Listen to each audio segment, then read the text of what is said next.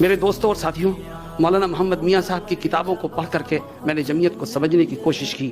4 عناصر میرے سامنے آئے، جس میں سے تیسرا عنصر یہ ہے کہ ہمیں شروع سے آخر تک اس ملک میں جمہوریت کے تحفظ کی جدوجہد کرتے رہنا چاہیے، کیونکہ ہمیں اپنے اس دیش میں رہتے ہوئے اپنے مذہب پر عمل کرنے کا مکمل حق حاصل ہوگا۔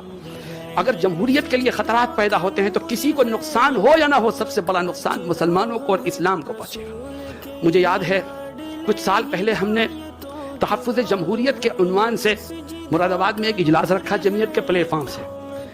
اجلاس سے 2 دن پہلے میں اپنے دفتر میں بیٹھا تھا تو ایک صاحب نے لا کے مجھے ایک لفافہ دیا کہ اسے پڑھ لیجئے۔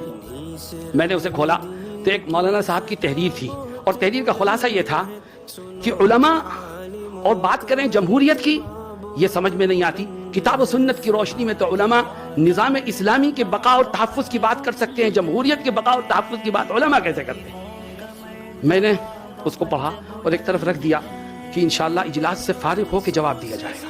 اجلاس سے فارغ ہونے کے بعد ان کو بلایا گیا اور ان کے سامنے بات رکھی گئی کہ یہ صحیح ہے کہ جمہوریت علماء کے لیے، اہل اسلام کے لیے کوئی چیز نہیں رکھتی، کوئی حیثیت نہیں رکھتی، لیکن ہندوستان جیسے ملک میں اگر اسلام کی بقا چاہتے ہو تو جمہوریت کے پردے میں رہ کر کے ہی اسلام کو باقی رکھ سکتے ہو۔